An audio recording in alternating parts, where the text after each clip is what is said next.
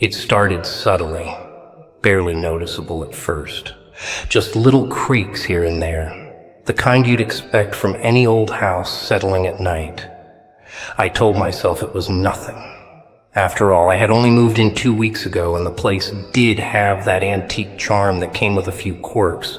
But then the sounds began to change. They weren't random anymore. Around 1 or 2 a.m. every night without fail, I'd hear scratching. Very faint. Like fingernails dragging across plaster from the inside. I paused whatever I was doing and just listened, trying to convince myself it was the wind or maybe mice. But deep down, something didn't feel right. It wasn't just noise, it was the pattern. Too slow, too steady. As if someone or something was deliberately moving along the inside of the wall, right next to where I sat on the couch. Some nights it would stop suddenly just to start again behind me. The feeling it gave me wasn't fear, not at first. It was discomfort. Like when someone's watching you quietly without blinking. The kind of presence you don't see, but you know is there. I remember one night I pressed my ear against the wall, heart pounding in my chest, half laughing at my own paranoia. But then I heard it. A low breathing sound. It wasn't the wind. It wasn't a pipe. It was slow, deliberate breathing. Right behind the wall. I stepped back, frozen. I didn't scream. I didn't run. I just stood there in that dim hallway, heart in my throat, feeling like I had just listened in on something I was never supposed to hear. And in that moment, one thought hit me harder than anything else. Whatever was inside the wall, it knew I was listening. The first time I heard it say my name, I thought I was dreaming. It was 3:12 a.m. I remember because I just looked at my phone.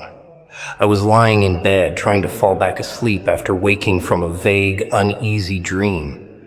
The room was still, the kind of silence that feels heavy. Then I heard it.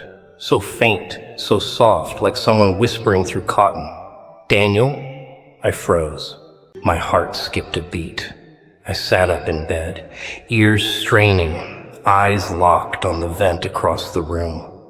That's where it had come from, I was sure of it. But there was nothing. Just the dark, the ticking of the wall clock, and my own shallow breath. I tried to laugh it off. Maybe I was just overtired. Maybe the sound had come from outside. But it didn't feel like that. It had sounded close, inside. And it wasn't just a sound. It was my name. Clear, slow, intimate. The next night it happened again. Same time, same voice. "Daniel." This time it felt closer. Like it wasn't just calling me. It was trying to speak to me. The voice wasn't threatening, but there was something wrong about it. Like someone trying too hard to sound human. I got up and went to the vent, crouched down, and stared in. Nothing. Just darkness and the faint hum of air. But as I turned to walk away, I heard a low giggle, just behind the wall. I didn't sleep for the rest of the night. It was a quiet Sunday afternoon when I first noticed something strange about the walls. I was sitting at the dining table reading when a sudden draft brushed across my neck. It made me shiver. I looked up, confused. No windows were open, and the heater wasn't on.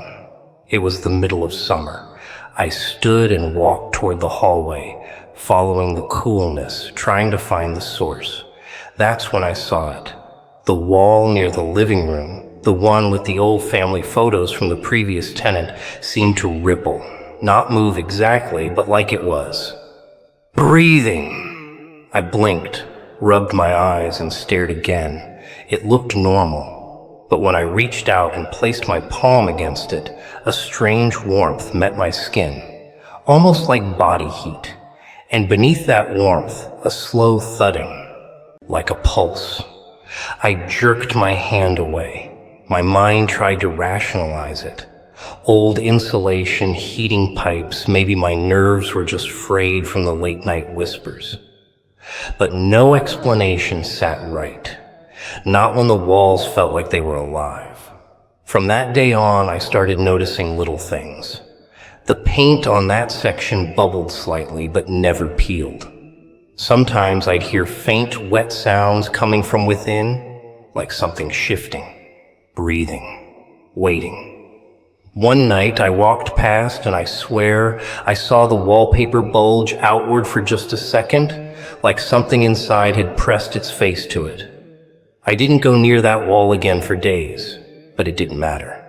Because wherever I went in the house, I had the same sickening feeling. Something was following me from inside. At first I thought I was just forgetful. My keys were missing one morning, gone from the small bowl I always left them in. I searched the kitchen, checked every pocket of my jeans, even looked under the couch cushions. Nothing. I ended up using my spare set, telling myself I'd probably find them later in some dumb place like the fridge. 2 days later, they reappeared, right back in the bowl. But something felt off. They were cold. Too cold, like they'd been sitting in a freezer. And they smelled faintly of dust and something else, something metallic. Then other things started going missing. My socks, a phone charger, even a small photo I kept in my wallet of my mother. That one stung the most. I turned the apartment upside down looking for it. No luck. A week later, I found the photo tucked between the pages of an old book in the attic. I hadn't even opened that book in months. That's when the fear started to settle in. It wasn't just coincidence.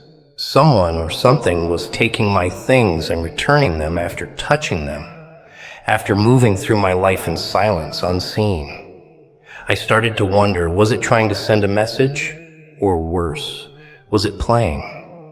Every time something vanished, I felt more helpless, more watched. Like whatever was living in those walls wasn't just aware of me, it was studying me, learning what mattered. And it knew just how to twist the knife. It happened on a rainy evening. The kind of night where the world feels distant and all you hear is the soft patter against the windows. I was curled up on the couch, the lights dim, scrolling aimlessly through my phone. I heard it again, the scratching. Slow, deliberate. This time I didn't freeze. I got up, heart pounding, and followed the sound to the living room wall, the same one that always gave off that strange warmth.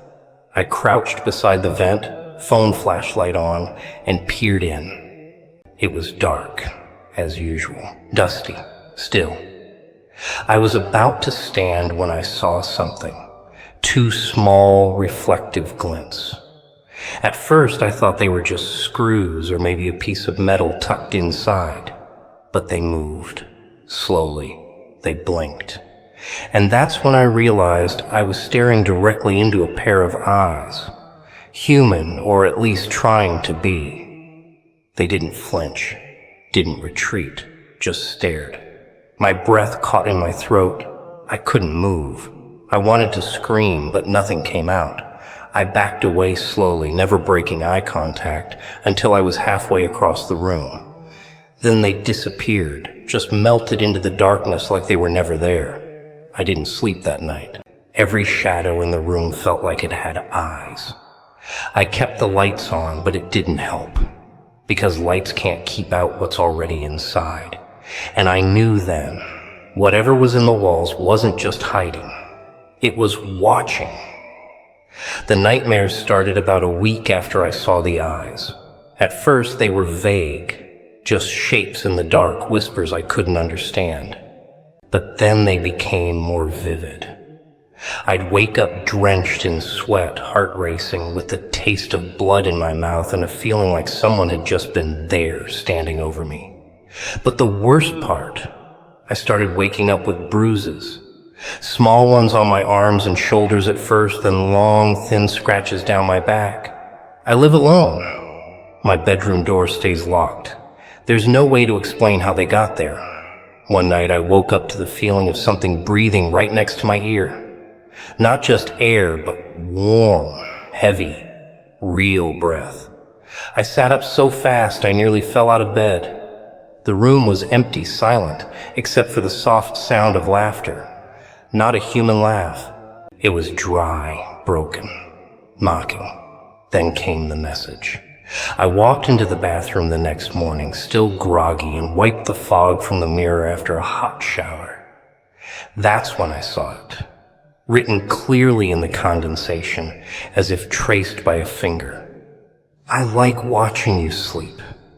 I stumbled back, heart thudding, nearly slipping on the tile. I didn't know what to do. You can't call the police and tell them the walls are hurting you. People don't believe you until it's too late. And somehow I knew this wasn't just something living in the walls anymore. It was slowly reaching out, and it had no plans to stop. I couldn't take it anymore. The bruises, the whispers, the eyes, something inside me snapped. I needed answers, or I was going to lose my mind. So I called the landlord, an older man, soft-spoken, polite. At first he acted surprised, told me the house had never had problems. But when I mentioned the wall, the strange breathing, and the things moving on their own, his voice shifted, went quiet, tense. There was a pause. Then he said something I'll never forget. "You're in Unit B, right?" I told him yes. Another pause, then a sigh. "You should have never gone near that wall." He told me about a man who lived there 5 years ago. Alone, like me. A quiet guy. But one day he called in a panic, claiming he was hearing voices, seeing faces in the walls. He said something was inside, something alive. The landlord dismissed it at first, but within weeks the tenant boarded up part of the wall, had it sealed. Told the landlord I locked it in, don't ever open it. Then, silence. The man stopped paying rent. No one ever saw him again. Eventually, the place was cleaned, repainted, and rented out. No one mentioned the wall. I felt sick, angry, betrayed. "Why didn't you warn me?" I asked. He only said, "Because no one stays long enough to be warned, until now." I hung up, my hand trembling. That night, the whisper came again. But this time, it didn't just say my name. It said, "You spoke to him, didn't you?" I couldn't ignore it anymore. Something was inside the wall, and it wasn't hiding. Every night it got bolder. The whispers grew louder, the scratching more aggressive. I'd come home to find furniture shifted, cabinet doors hanging open, and every clock in the house reset to 3:12 a.m. That was always the time. No matter how many times I fixed them, they changed back. I stopped sleeping. I started drinking coffee just to stay alert, terrified of what might happen if I let my guard down. Then one night, around midnight, I saw movement in the hallway wall. Not imagined, real. The drywall stretched outward like something inside was pushing against it, testing it. I could see every detail, the slow curve of what looked like a shoulder, a hand, fingers pressing into the surface like it was wet clay. I backed away slowly. Eyes wide, breath shallow, afraid to blink. A low, guttural growl vibrated through the walls, followed by something worse. Laughter. Not just any laugh, it was mine. My own voice echoing back at me from inside the structure. It was mocking me, mimicking me. I stumbled into the bedroom, slammed the door shut, and pushed a dresser against it, heart racing like it was going to burst. I thought the walls were just a hiding place, but now I knew they were a prison, and whatever was in there had been waiting, watching, learning. Every step I took, every word I spoke, it was listening, and it wasn't trying to scare me anymore. It was preparing to replace me. I needed answers, real ones. Whatever was in the walls wasn't just haunting me, it was interacting, mimicking, invading. I couldn't keep pretending I was imagining it. So I went to the city records office the next morning, trying to find anything. Blueprints, renovation history, prior complaints. I didn't know what I was looking for exactly, but something told me the house had a story no one wanted to tell. After a few hours of digging, I found it. A faded file on the house's original construction and occupancy. It used to be a foster home back in the 1970s. Small, underfunded. A few staff, too many kids. And then I found a yellowed newspaper clipping tucked between inspection forms. 8-year-old boy missing inside foster home, never found. The name hit me like a punch to the chest. Daniel. My name. The article said he vanished one night during a power outage. Staff assumed he ran away, but there were no signs, no open doors, no broken windows. Just one line in the report that chilled me to the bone. Last heard crying behind the walls during search efforts. They tore down parts of the home, but found nothing. Eventually, the house was abandoned, then renovated into apartments. That boy, Daniel, was never seen again. And now, decades later, I was living in the same building, hearing the same sounds, feeling the same presence. Was it a coincidence? Was it a coincidence?